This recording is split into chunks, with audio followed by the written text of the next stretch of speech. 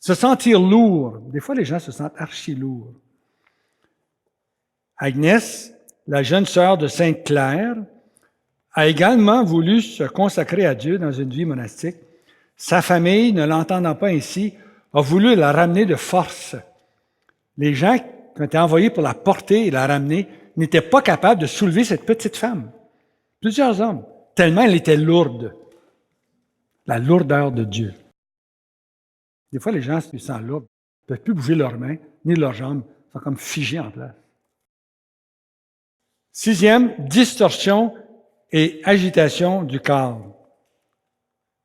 On trouve ça à plusieurs endroits dans la Bible. Silence sort de lui, et le secouant avec violence, et jetant un grand cri, l'esprit impur sortit de lui, et tous furent effrayés. On a des textes comme ça dans les 4 évangiles.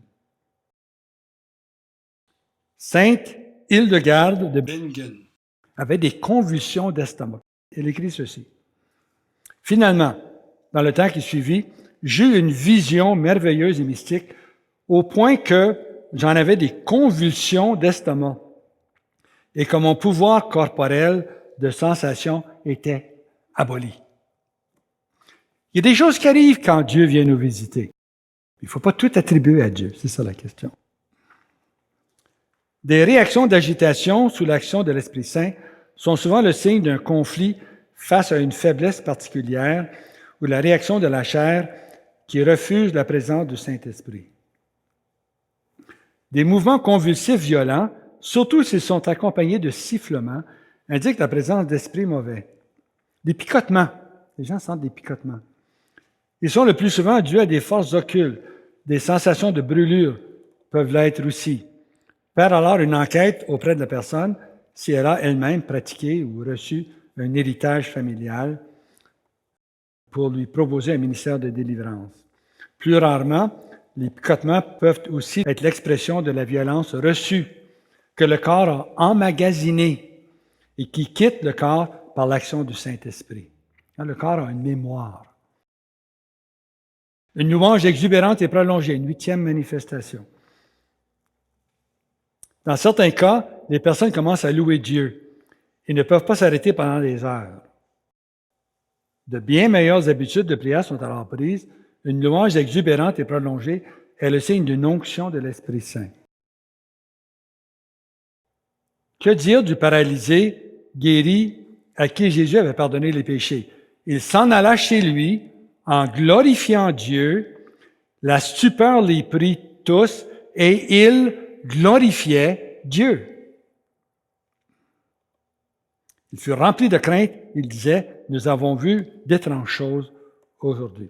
Saint Angèle de Foligno écrit, je ne pouvais en effet retenir les explosions de cette joie excessive que le seul nom de Dieu faisait naître dans mon âme.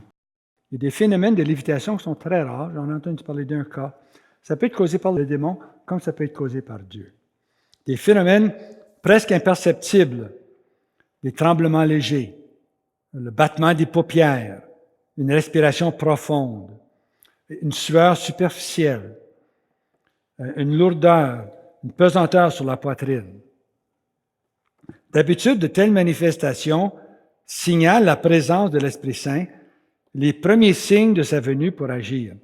Apprends à bien les reconnaître et demande au suppliant ce qu'il vit, quoi qu'il se passe, encourage-le à ouvrir son cœur pleinement devant Dieu, puis invite l'Esprit Saint à venir déverser sa vie dans le suppliant.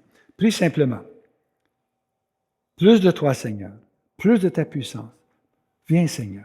On encourage ce que le Seigneur fait. On ne combat pas le Seigneur. On va dans le même sens que le Seigneur. Des fois, il n'y a aucune manifestation.